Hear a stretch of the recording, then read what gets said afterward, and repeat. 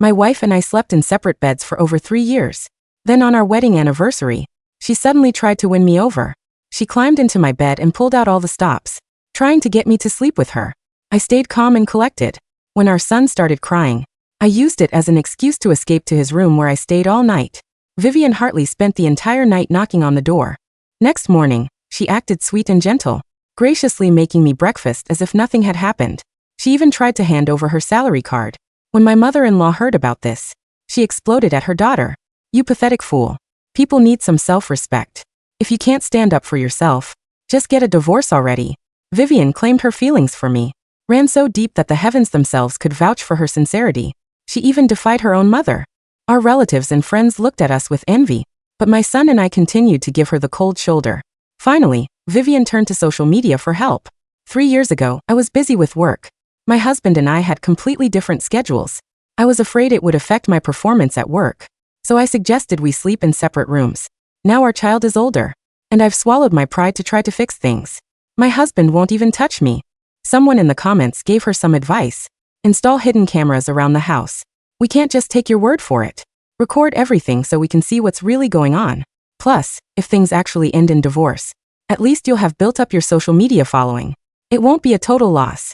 Vivian had no idea I was watching from among her followers. I just came home from work. Vivian Hartley rushed over the moment I walked through the door. She took my briefcase without a word and crouched down to help me change into slippers. I stood there like some lord of the manor, letting her fuss over me without a hint of gratitude. She wore an apron with a bandage on her elbow and wispy strands of hair falling across her forehead that she clearly had not had time to brush back. The wound on Vivian's arm might have stung, but it did not hurt nearly as much as my cold rejection. "Honey, I've got dinner ready. I'm going to pick up Noah. Eat while it's hot, okay?" She tried to take my arm playfully, but I moved away without acknowledging her. Vivian awkwardly rubbed her hands on her apron, her lips pale as she spoke. "My hands probably smell like cooking oil, so I won't touch you. Just leave your coat there, and I'll hang it up for you. Don't worry. I'll wash it until it's spotless. There won't be any smell on it at all." Vivian waited for me to respond, as if the smallest acknowledgement from me would be some kind of reward. I washed my hands and sat down to eat, not even sparing her a glance. When Vivian posted this video online, the comment section erupted on her behalf. "Does your husband have evidence of you committing murder or something? Girl, you need to take off those rose-colored glasses. He doesn't deserve how good you are to him. Seriously, if my wife treated me even 1/3 as well as Op treats her husband, I'd wake up laughing in my sleep. What exactly does marriage give women? After watching this, I'm scared to get married." Vivian defended me in the comment section. "My husband is the pillar of our family. He's just in a bad mood. You can't really understand unless you're in his shoes." Vivian thought. I could not see her posts, but every time she uploaded something, a notification popped up on my phone. She changed clothes in the bedroom and got ready to pick up our son from preschool. Just then Claire Thompson, the teacher from the preschool, opened the front door. Vivian's expression froze.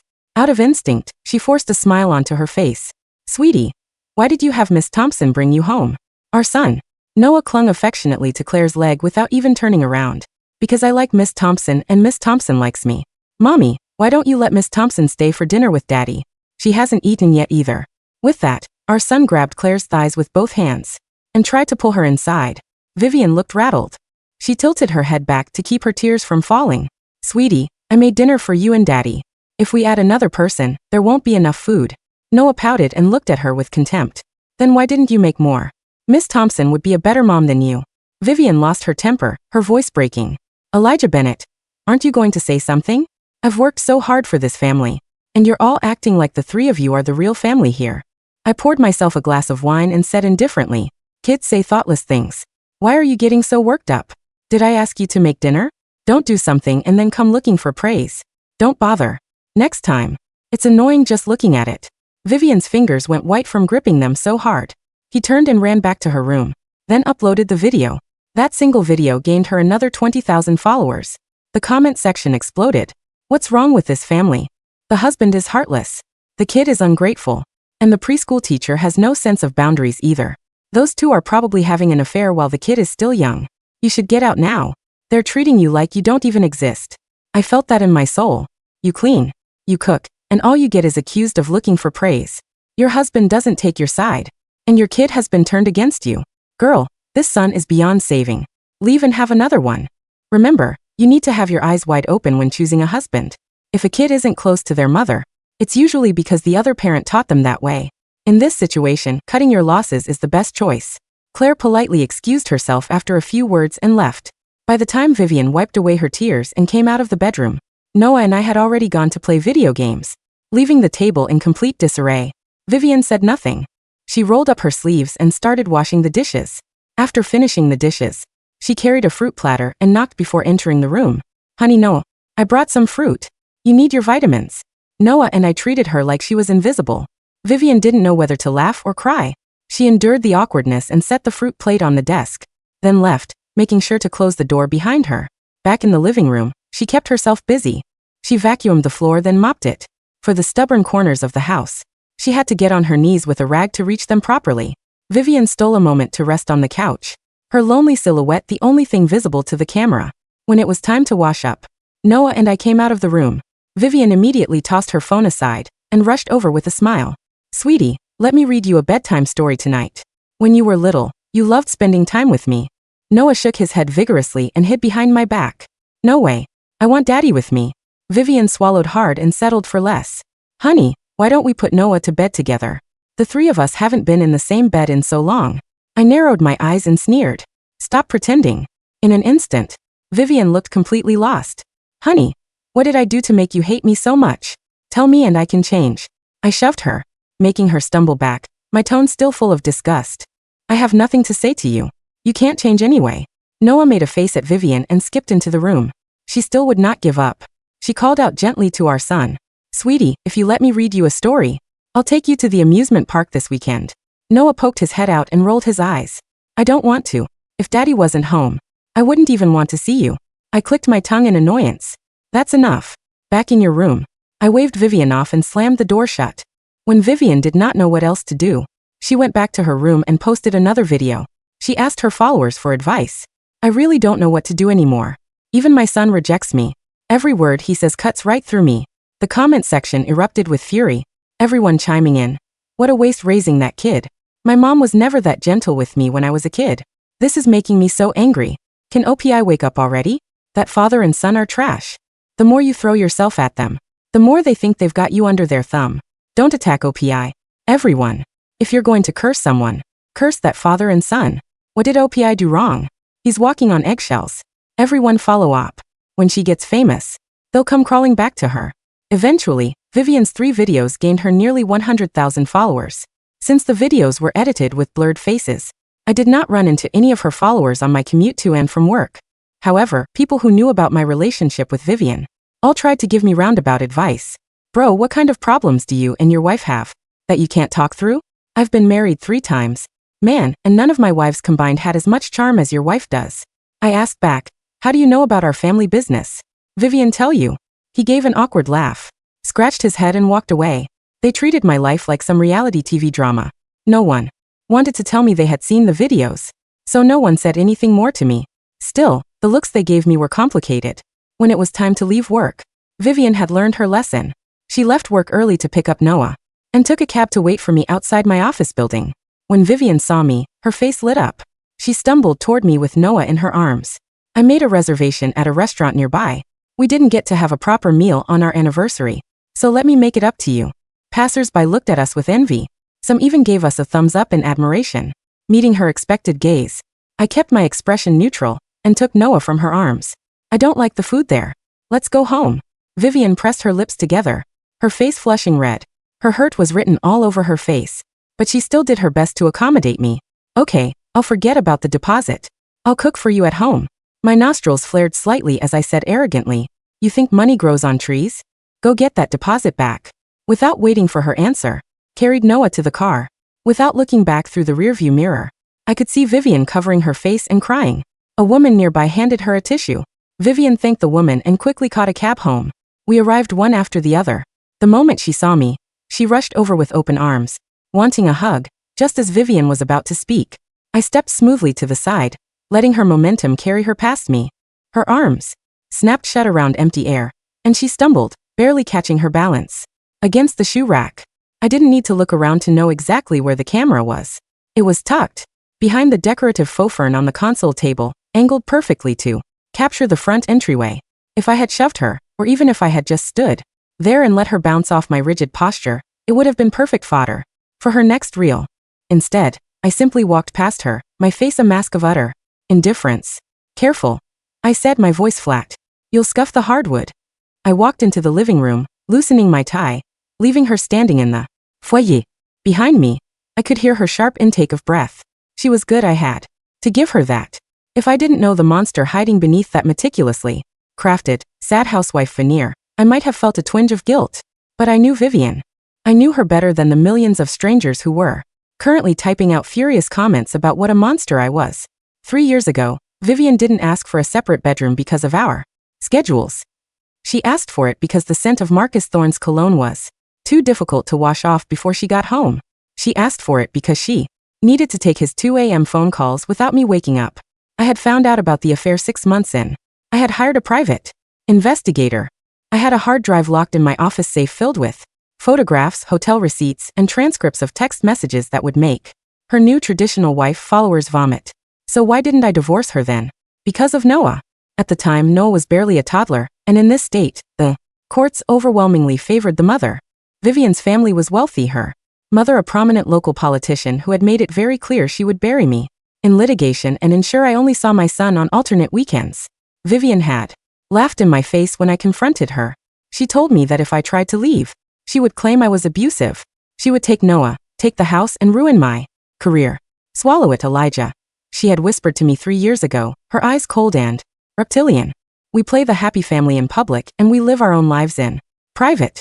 Bother me, and I'll make sure you never hear your son call you daddy again. So I swallowed it. I became a ghost in my own home, focusing entirely on raising Noah, shielding him from her absolute apathy. For 3 years, Vivian treated our son like an annoying pet she had forgotten she bought. She missed his first steps because she was in Aspen with Marcus. She missed his second birthday because she had a migraine and locked herself in her room to drink wine and FaceTime her lover. Noah learned very early on that his mother was a closed door and a harsh scolding. I was his entire world. But 2 months ago, Marcus's tech startup imploded. He filed for bankruptcy and immediately dumped Vivian for a 22-year-old influencer. Suddenly Vivian was pushing 30, her lover was gone. Her career as a mid-level marketing executive was stagnating, and she realized she had absolutely nothing. Then, she discovered the lucrative world of TikTok and Instagram victimization.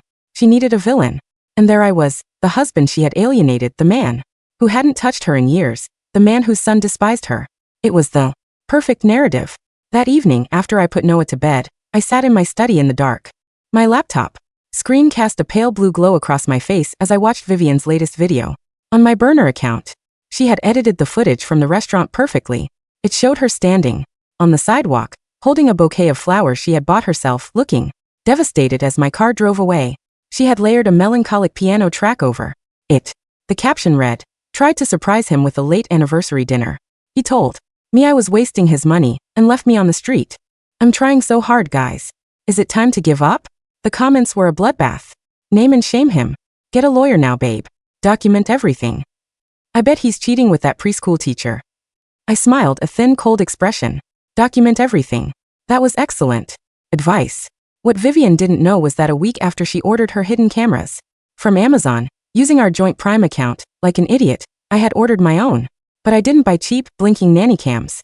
I bought professional-grade micro lenses. For every camera she had pointed at the kitchen, the living room, and the hallway, I had a camera pointed at her camera. I clicked over to a different file on my laptop. It was my footage from earlier that afternoon. The video showed Vivian walking into the foyer. She checked the angle of her camera behind the fern. Then she pulled out a small bottle of eye drops, tilted her head back, and squeezed 2 drops into her eyes. She smudged her mascara with her pinky finger, took a deep breath to make her shoulders tremble, and then hit record on her phone to start the live stream. I had dozens of these videos. Vivian applying fake bruises with an eyeshadow palette. Vivian intentionally kicking a pile of Noah's toys down the stairs and then filming herself cleaning them up while crying about having to do it all. Vivian screaming at her mother on the phone, cursing her out for cutting off her credit cards, only to hang up, put on a floral apron, and record a video about how she was baking bread to soothe her anxiety. I wasn't just building a divorce case anymore. I was building a guillotine. The escalation happened 2 weeks later. Vivian's follower count had crossed the 500,000 mark. She was getting brand deals. Boxes of free skincare, meal prep kits, and clothes were showing up at the house. She was monetizing her misery, and the dopamine rush of viral fame was making her sloppy. It was a Tuesday evening. Noah was at the kitchen island, coloring a picture of a dinosaur. I was chopping vegetables for a stir-fry. Vivian walked in wearing a ridiculously oversized faded sweater that she only ever wore when she was filming. It was her depressed but trying outfit. She walked over to the stove and sighed loudly. I didn't react. Elijah, she said, her voice dripping with artificial sweetness. Let me do that. You've worked so hard all day. I've got it, I said, not looking up from the cutting board.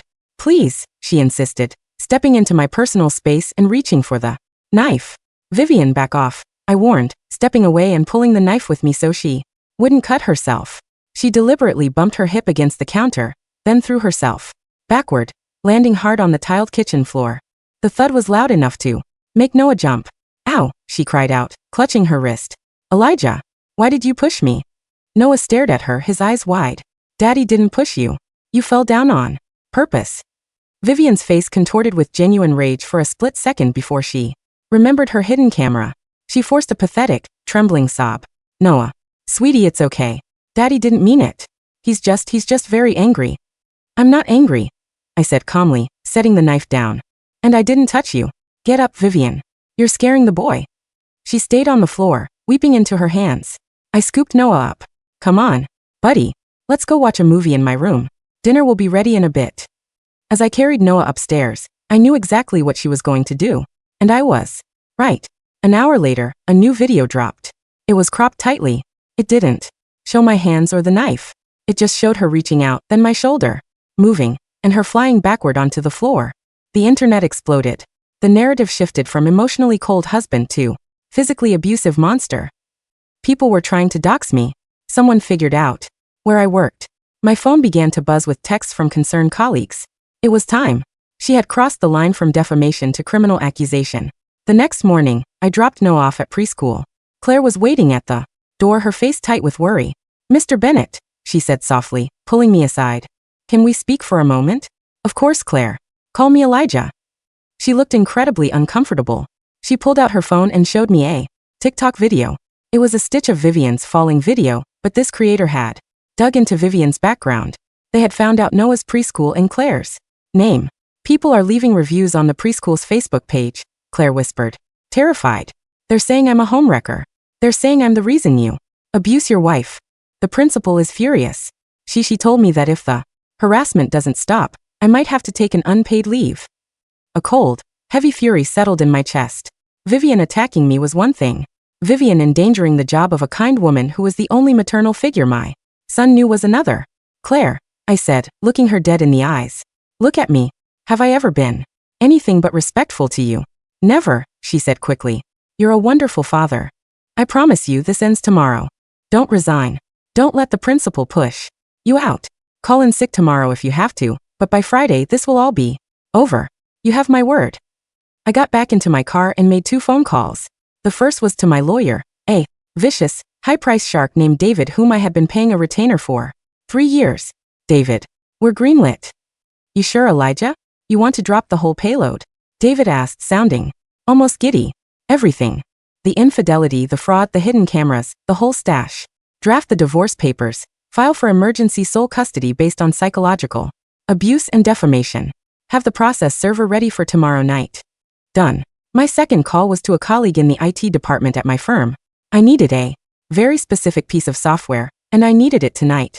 Vivian was ecstatic. She was floating on a cloud of viral martyrdom. She had reached 1 million followers. To celebrate, she had posted that she would be doing her first ever live stream at 8 p.m. on Thursday to speak her truth, take her life back, and make a huge announcement. I knew what the announcement was. She was going to announce she was leaving me. She was going to spin a tale of escaping her abuser, launch a GoFundMe for her legal fees, and plug a sponsor. Thursday evening arrived. I sent Noah to my sister's house for a sleepover. I didn't want him in the house for this. At 7:45 p.m., I walked into the living room. Vivian had transformed it into a set. She had ring lights set up. She was wearing a beige turtleneck. Her makeup was expertly done to look like she wasn't wearing any. Pale lips, slightly red rims. Around her eyes, dark circles contoured in She glared at me as I walked in. Where's Noah? At Sarah's, I said, pouring myself a glass of water. Good. I don't want him here for this. She checked her reflection in her phone screen. I'm going live in 10 minutes. I want you to stay in your room. If you interrupt me, I swear to God, Elijah, I'll call the cops and tell them you hit me again. Good luck with the stream, Vivian, I said evenly. I walked into my bedroom and locked the door. But I didn't sit on the bed. I opened my laptop. I had spent the entire afternoon mirroring her home Wi-Fi network. With the script my IT buddy gave me, I wasn't just watching her stream. I had a backdoor into her broadcasting software. She was using a third-party app to stream simultaneously to TikTok, Instagram, and YouTube. At 8 p.m. sharp, Vivian went live. The viewer count skyrocketed. 10,000, 50,000, 100,000. I watched her on my screen. She took a deep, shuddering breath. Hi everyone, she whispered, her voice cracking perfectly. Thank you all for being here. The love and support you've shown me over the last few weeks. It's the only thing that's kept me alive. The live chat was a waterfall of heart emojis and supportive messages. For 3 years, Vivian continued, looking straight into the lens, a single tear tracking down her powdered cheek. I have lived in a nightmare. I have tried to be the perfect wife. I have cooked, I have cleaned, I have begged for scraps of affection. But my husband, he's broken me. He's turned my own son against me. He's cheating on me. And recently, it's gotten physical. She held up her wrist, showing a faint, yellowish bruise that she had painted. Tomorrow, I am filing for divorce, she announced, her voice rising in a crescendo of fake bravery. I am taking my son, and I am leaving. I'm starting a legal fund in my bio. I hit the enter key on my laptop. Down the hall, Vivian didn't notice immediately. But on the screens of over 200,000 viewers, the video feed suddenly split. On the left side of the screen was Vivian live crying. On the right side of the screen, a new video began to play. It was the footage from my hidden camera, timestamped 2 weeks ago. It showed Vivian in the living room, checking her phone. It showed her taking out the eyeshadow palette. The video was high definition. It zoomed in perfectly, capturing her using a makeup sponge to dab purple and yellow powder onto her wrist. It captured her practicing her hurt face in the mirror, laughing out loud at something on her phone, and then applying the makeup again. The live chat froze for a fraction of a second. Then it exploded in a chaotic frenzy of question marks. Vivian glanced at the chat on her monitor.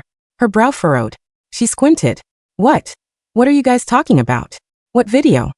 She looked at her streaming software and saw the split screen. The color drained from her face, leaving her a ghastly, genuine pale. Wait, she stammered, her hands flying to the keyboard. I've been hacked. Someone is hacking me. Before she could shut the stream down, the video on the right switched. Now it was audio. Crystal clear audio, played over a black screen with the transcript typing out in bold white letters. It was a phone call from 3 years ago. Marcus's voice. Are you coming over tonight? Your husband's oblivious, right? Vivian's voice. Ugh, yes. He thinks I'm working late on the Miller account. I even told him we need separate beds because of my stress. He's such an idiot. I can't stand him touching me after I've been with you. Marcus. What about the kid? Vivian. I gave him some Benadryl so he'd sleep through the night. He won't bother Elijah. I'll be at the hotel in 20 minutes. The silence in my house was absolute, broken only by the tinny audio of Vivian's own voice playing from her laptop speakers in the living room. The live chat was moving so fast the text blurred. OMFG, she drugged her kid? Sociopath. Wait, is the bruise fake? This is sick. Vivian scrambled backward, knocking her chair over. Turn it off, she screamed. To the empty room. Elijah, turn it off. The video switched one last time. It was from the kitchen incident. It showed the wide angle from my camera hidden in the smoke detector. It showed me standing entirely still, the knife lowered. It showed Vivian deliberately throwing herself backward onto the floor, waiting a beat, and then starting to wail. I stood up from my desk, unlocked my door, and walked down the hallway. Vivian was frantically ripping cords out of the wall, breathing in hyperventilating gasps.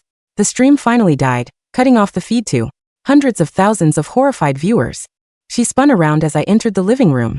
Her hair was a mess. The carefully constructed mask was gone, replaced by the feral panic of a cornered animal. What did you do? She shrieked, lunging at me. I caught her wrists effortlessly, my grip like iron. I didn't shove her. I just held her in place, looking down at her with absolute, freezing contempt. I gave them the director's cut, Vivian. You ruined me, she sobbed, struggling against my grip. My life is over. My sponsors They're going to sue me. You psycho. The doorbell rang. It was a sharp, piercing sound that cut through her. Hysterics. I let go of her wrists. She stumbled back. Answer it, I said. No, she wept, sinking to the floor. I walked past her, opened the front door, and let the man in. It was a process. Server. He looked mildly uncomfortable as he stepped into the foyer and saw Vivian sobbing on the floor. Vivian Hartley, he asked. She didn't answer. He dropped the thick manila envelope onto the floor beside her. You've been served. He turned and walked out. I closed the door behind him. Those are the divorce papers, I told her, my voice echoing in the sudden quiet of the house, and an emergency ex parte order granting me temporary full custody of Noah. The judge saw the video of you admitting to drugging him to go sleep with Marcus. You have exactly 1 hour to pack a suitcase and get out of my house. She looked up at me, her face smeared with mascara and fake bruises.